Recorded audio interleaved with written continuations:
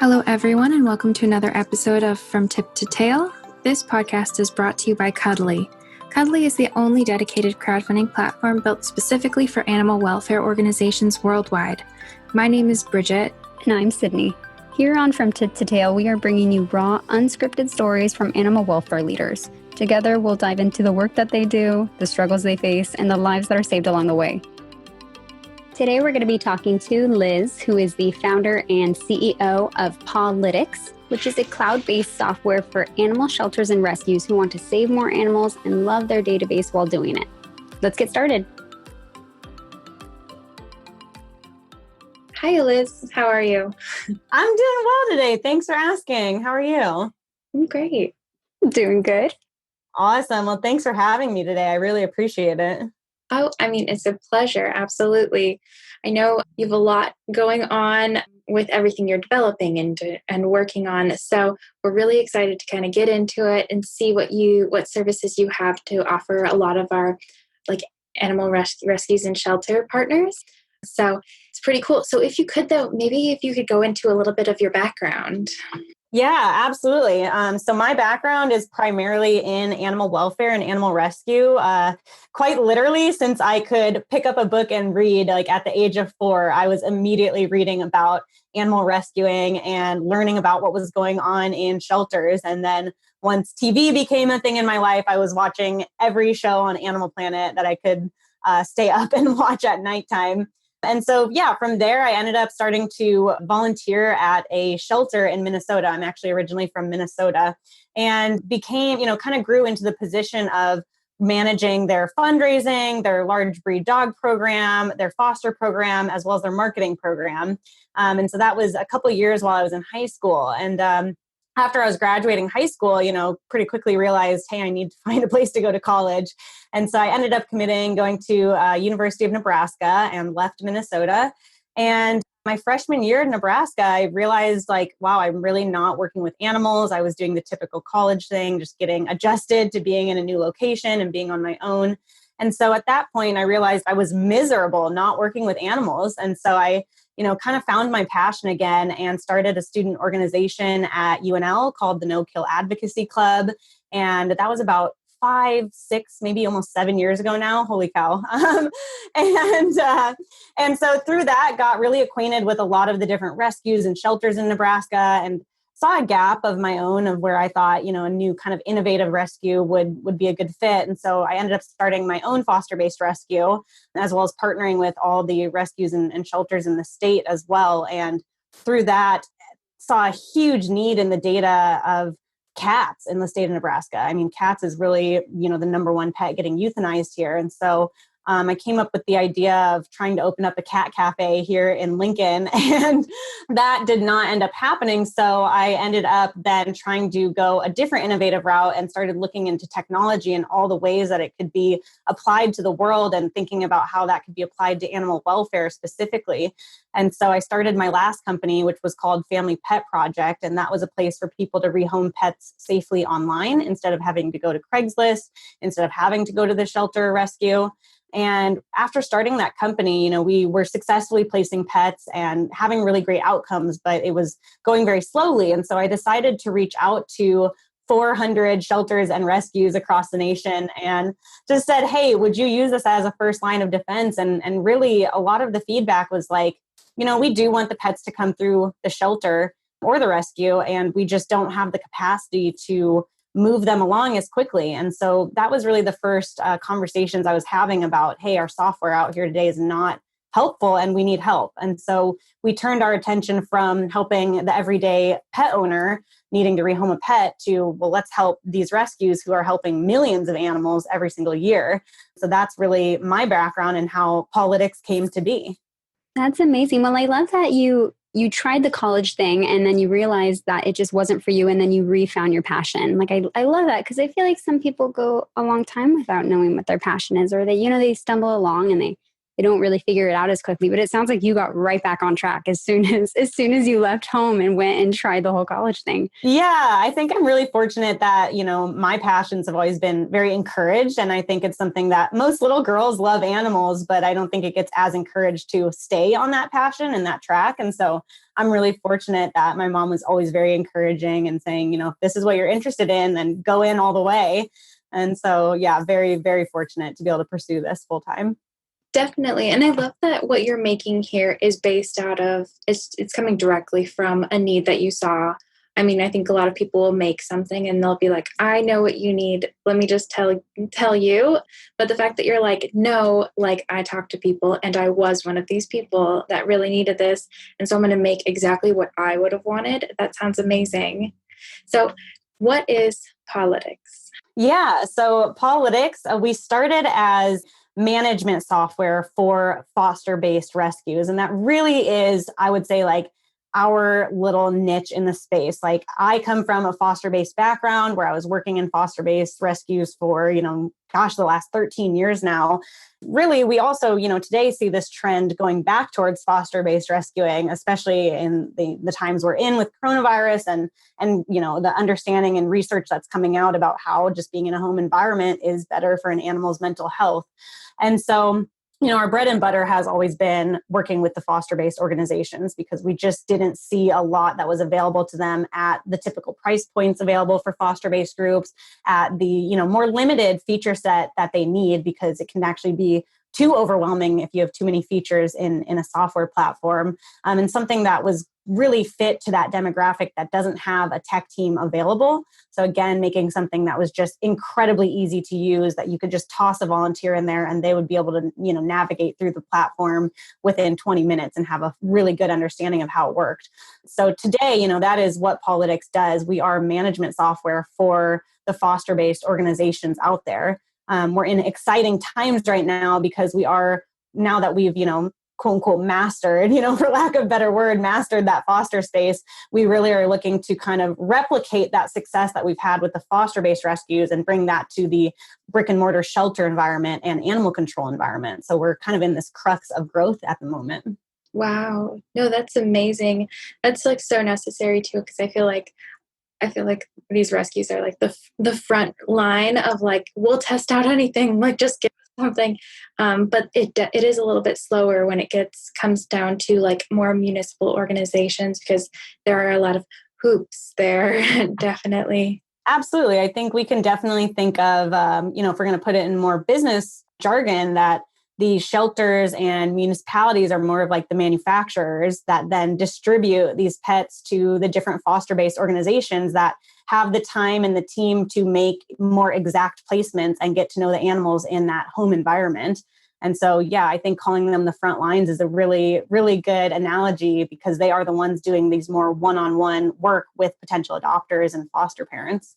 And I did want to ask, so when I was looking up and reading all about Pawlytics, I saw that you do like healthcare filing for rescues or like medical rescue. Could you explain that? Because I was so interested in that. Yeah, absolutely. So that's part of the growth that we're going through right now. Is we're actually working on becoming electronic health records for pets. So we see it as a great avenue of working with rescues and shelters and providing them with the software that they need to really improve on these streamlined operations and really meet the new way of animal sheltering and animal rescue, because we just know it's not what it used to be, 10, even 5 years ago. Things are dramatically changing. And it's like every year we have a new movement coming out that's improving how we save animals and how we save and work with them within the shelter, as well as how we work with pet parents outside of the shelter to keep animals in homes.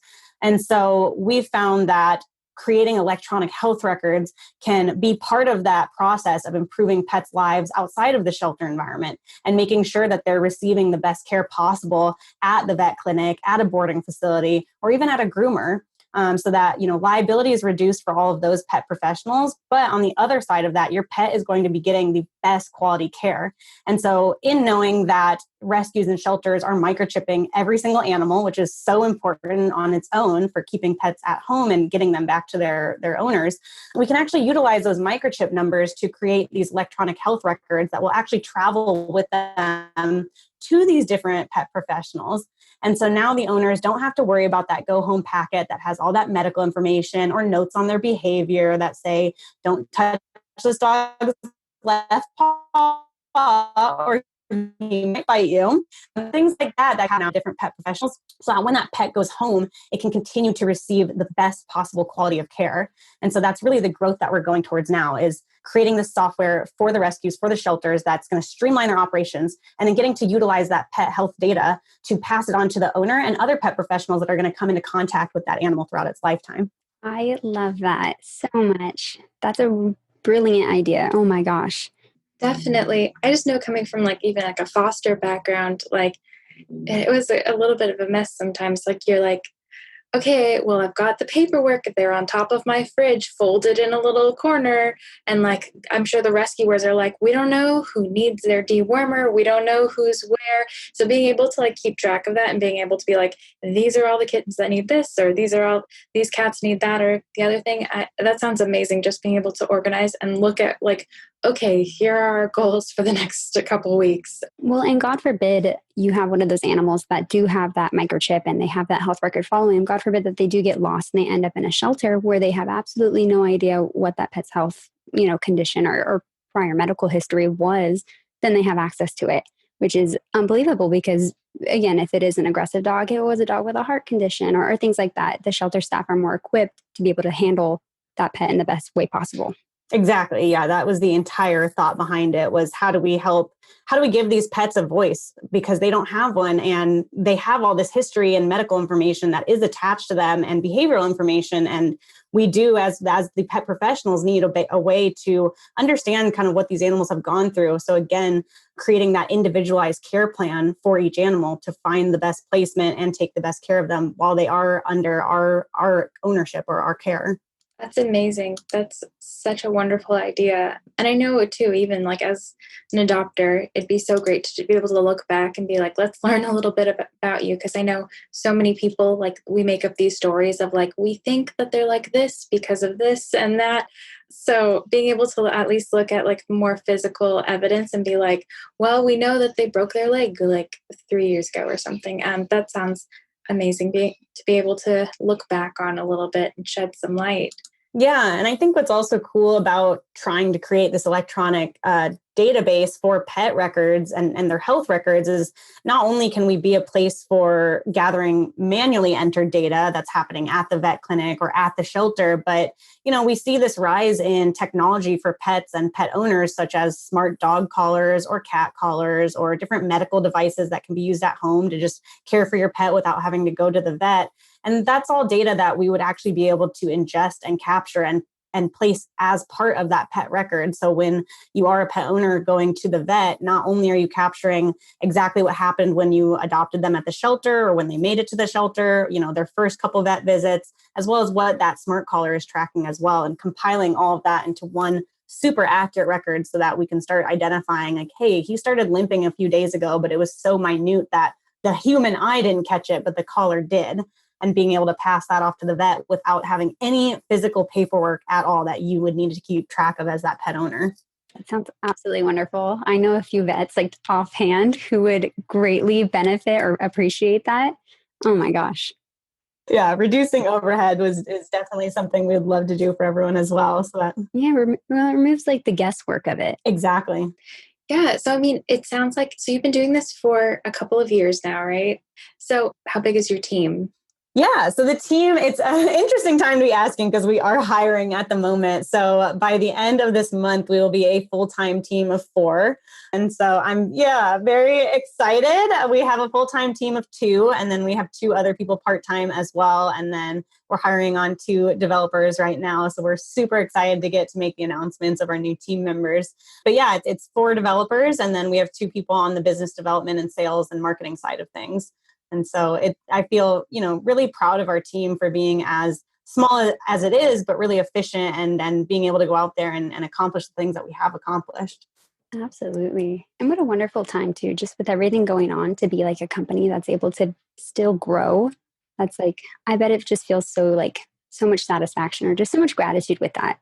Oh, absolutely. Yeah. And we've had some great applicants come through that genuinely love and care for animals and really believe in the mission of making sure pets don't die alone in shelters anymore. And so having people that have that same drive and mission, that they're going to put that same amount of care and passion into the product that our founding team has done.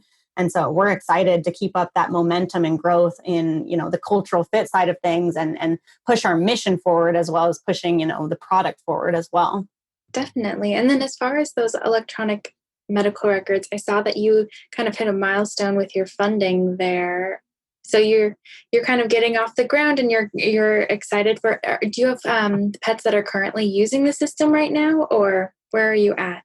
Yeah. So with the system, today we do service foster-based animal rescues. And so we're in this place of now capturing some initial pet data that's going to create that value for the vet clinics, for the other pet professionals, so that we can go to them and say, hey, we have 15 rescues in your area using us. Now imagine having those 15 rescues as all their animals coming to a vet clinic for clients, and having no overhead attached to those pets whatsoever. And so today we have just over 100 foster-based rescues using us regularly. And we are, hiring and fundraising at the moment to move into that sheltering and animal control facility space, as well as providing that, consumer or pet parent facing side to the application that will allow them to have those records on hand. And so, yeah, we're in this growth phase, and that's why we are fundraising, so that we can build out and replicate the success that we've had with those foster-based groups in that shelter environment. Amazing.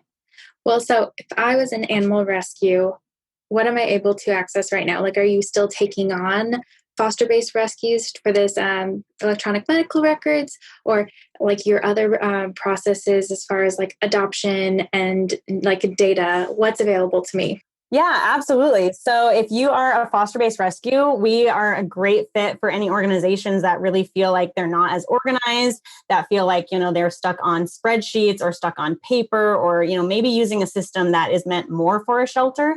And so we are a good fit for helping you streamline those operations, cut down on the amount of clicks and work that it takes to just create a pet record even, and then being able to store and track that information as the pet comes into your care, what's going on while they're in your care, and then also where did they go? What was that outcome?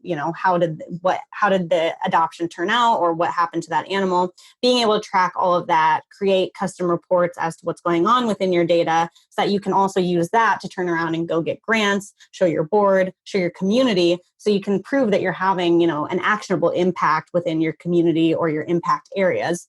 And so today it's a great way to get your entire foster-based team, who's probably distributed out, throughout their own volunteer homes, into one central location to have all of that information and have really accurate information on the pets and people that your organization's interacting with, so that you don't have this funnel of information. What we see happen a lot with foster-based organizations is they'll have, one foster coordinator, maybe two foster coordinators, and all that information is funneling to those two people, both upward and downward stream, information from the intake coordinators of information on these animals that they have to then pass on to fosters, or information coming from the fosters that then they need to pass back to whoever's manually entering data or keeping track of their spreadsheets or medical information. And so it's a great way to reduce really fragmented communication or fragmented information, and give your entire team access, because most of these foster-based organizations are run by volunteers who have day jobs. You don't have time to answer the same question of, is this dog good with other dogs 15 times?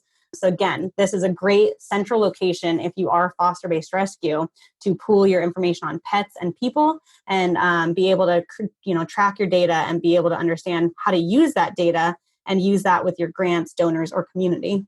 What everyone needs. Oh my gosh, I can't even imagine like going from what I've seen just with the rescues I've worked with, and like, my gosh, they're so overtaxed. They're doing so much, and then having to turn around and be like, well, we need that grant to be able to do what we need to do, but boy, all my information is everywhere. That just sounds like invaluable. Like, it just, I can't even tell you how wonderful that sounds. Yeah, I think rescues can kind of get, foster-based groups can really get stuck between that rock and a hard place where it's like, hey, we need grants and we need funding to be able to go out and either get more people or expand our bandwidth somehow, or be able to afford softwares that are going to expand their bandwidth. Because it's all about maximizing that human capital when you are a volunteer-based group or you are a nonprofit. You need as many humans and you need as many hours in the day to get things done.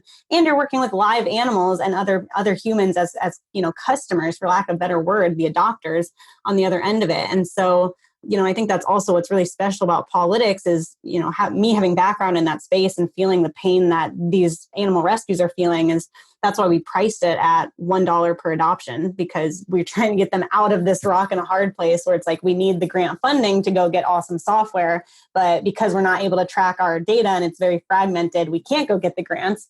And so our pricing is just $1 per adoption. So that way, if you have a month where you're not doing adoptions, you don't need to worry about it. And you can still track that data and what's going on and still be able to get that to grants and to the funders.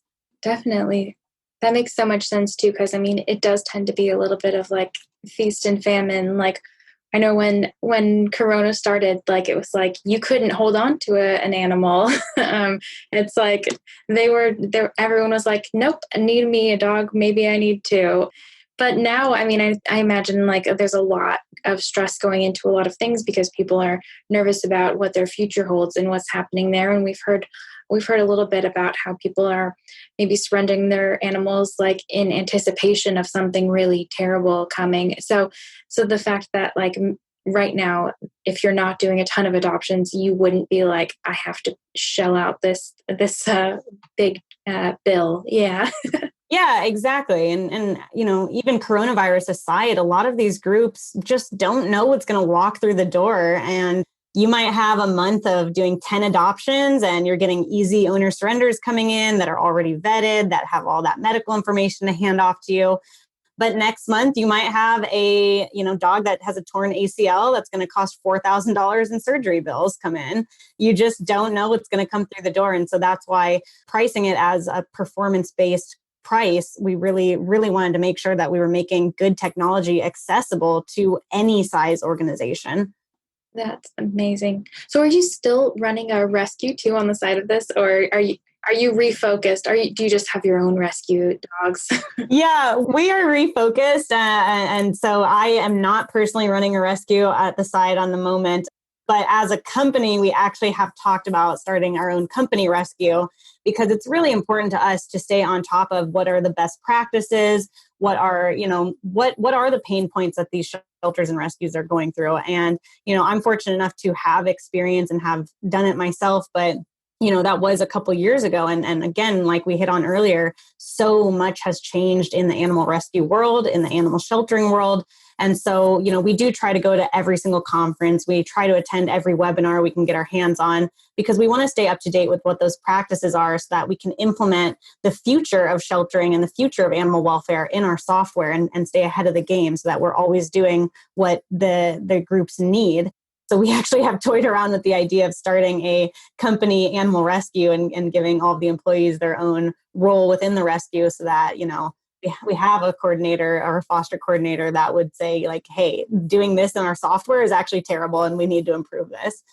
Yeah, well, what better way to know what you're doing is right if you're experiencing it yourself. Oh my God, I couldn't say that word. Exactly right. And so, yeah, we do try to keep our employees, very educated in the space and very baked into what's going on in the space because, yeah, we have to stay on top of the very, very changing and growing community of animal welfare.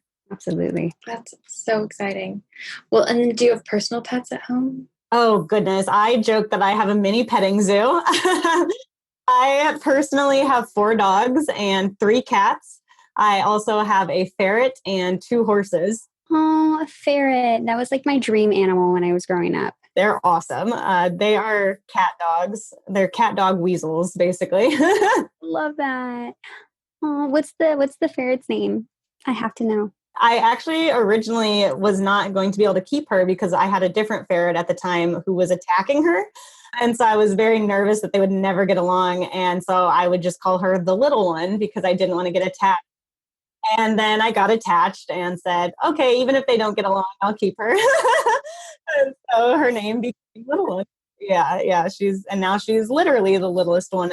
That's so sweet. And a horse too. I mean, I think we need to, are you still in Nebraska right now? Yes, we are based in Nebraska, so plenty of room for the zoo and the horse and all the different critters to run around. I think we need to visit you in Nebraska. That sounds amazing. Or Sid, should we move there?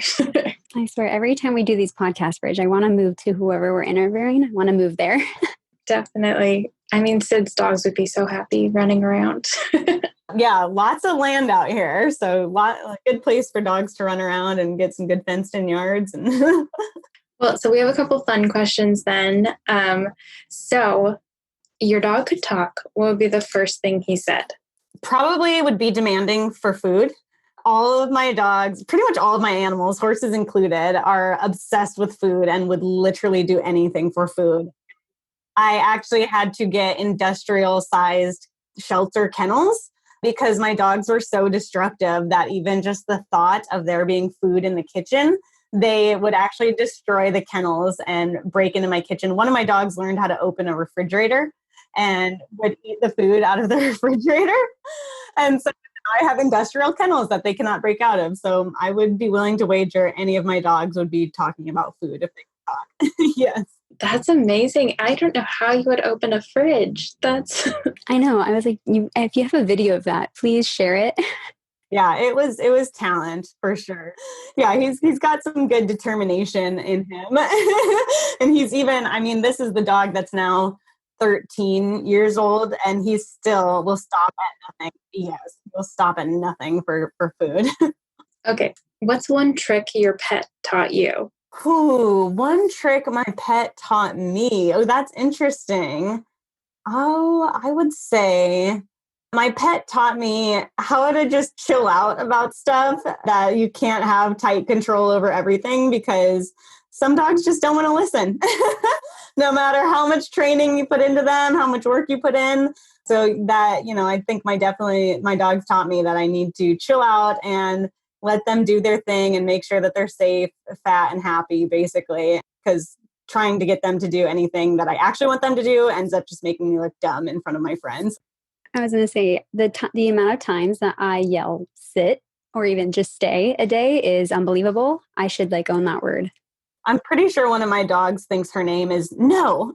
Have you seen that meme? It's like my owner calls me this, and sometimes this, and it's like sit, stay, or something like that. It's not even their names. It's just like commands. I love that. Exactly. Pretty sure my dog introduces herself as like, hello, my name is No Denver. Okay. And so this one's a little bit harder, but so if you had to pick one life motto, what would it be? Well, it's actually one of our core values. So I would say one life motto is always be growing.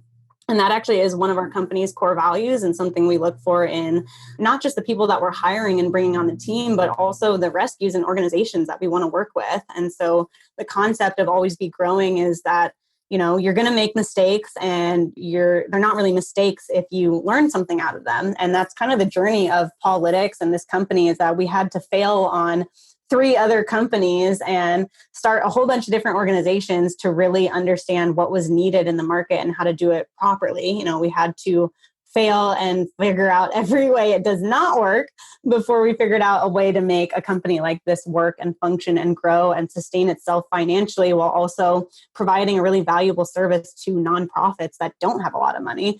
So yeah, ABG is what we say, always be growing. That's so true. I know I've been with this company. I was one of the first employees and we failed a lot of times. We failed in really big ways. And I think at the end of the day, as long as you're showing up the next day with a fresh attitude of like, well, we're not going to do that again. If you just keep trying, eventually you'll succeed. So it's the way of a startup, unfortunately. Well, the way of life, I guess. Yeah, it's important to fail and fail fast because you have to fail at something so many times before you get it right. And so we just want to get those first bad ones out of the way and then be on to growing and learning and doing bigger and better things. I love that too for your organizations as well, because I know when you're one person and you're so overwhelmed in rescue, like you're just like, I just need help. And it's like, yeah, you do just need help. And then you can keep growing and you keep saving more animals and you can do more good. And I love that your tools are supplying them with the technology and the knowledge to be able to do that in a way where they're not killing themselves in the process too. Exactly. Yeah. And always be growing is also, definitely for the organizations, because I think there's a part of organizations and just what it takes to run a rescue. It takes a lot of blood, sweat, and tears. And I think the executive directors and founders of rescues can kind of have that fear of bringing on more people to the team and delegating out more of that responsibility, because, these are high stakes. We are working with animals who have hit some rough patches in their life and really need a reliable human to help them out. It can be really hard and scary to delegate out work and roles and responsibilities, but it is so important to do if you really want to grow and help more animals in your community. And so it's something we try to encourage our organizations to do, to be a little bit fearless, understand that, yes, some mistakes might get made, but at the end of the day, we're all here to help animals. And so we do need to figure out all the ways things don't work to become more efficient and be able to actually hit this no-kill goal that we have as a nation. Absolutely. So for rescues, where can they come to look over your software and to sign up on your site? Yeah, absolutely. So they can visit our website, pawlytics.com. So Pawlytics. We are a blend of the word paw and analytics.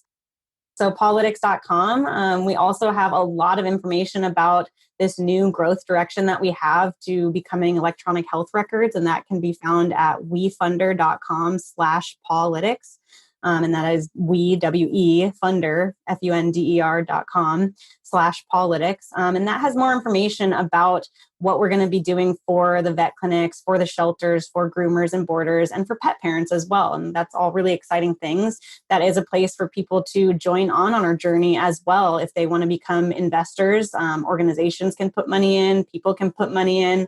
And we have actually perks involved in WeFunder as well. So if you have a big donor who's with your rescue that really wants to help you get amazing software, we have perks available through WeFunder where a donor can put in $500 and get your shelter or your rescue Pawlytics for free for a year, all sorts of different breaks and tiers. And so it helps us grow, it helps the organizations grow, and it helps us be more of a team in this. We are looking for good customers who are also willing to be team members in this and help us grow the software to be what is really needed so we can have the biggest impact possible. We are a very, very mission-driven company, and that's why we are a public benefit corp, because we wanted to take on a lot of the appearances and functionalities that a nonprofit has, while also being able to take on investment and grow the company really quickly, again, to have more impact quickly. So we would love if rescues wanted to join us on that journey and become, a small investor and have a piece of that pie, so that as we grow and become successful, there's a very good chance they're going to see a return and grow along with us. Definitely. Yeah, we'll include links to all of that too. But I'm really excited to see how the world changes in like a positive way, and how what you're doing is going to make such a huge impact in all of these nonprofit sectors, and even, more municipal side too. Thank you so much for chatting with us. Love your story. Love your product. It's super exciting. Yeah, thank you for having me today. I loved all the questions. I loved the fun ones. So I'm sure I'll be thinking of all the answers I could have given after this call. Well, thanks again. And we'll talk to you, I'm sure, another time to get an update on where you're at. Yes, thank you again for having me. It was so great talking to Liz today about her background in animal welfare and how she's streamlining foster management, adoptions, and medical records, all to make nonprofit orgs run a little bit smoother without so much overhead. If you want to learn a little bit more about Pawlytics, you can find more on our show notes or our blog on cuddly.com. And remember to rate, like, and subscribe this podcast, and follow Cuddly on all social media accounts at We Love Cuddly, at CUDDLY. Thanks, guys. See you next time.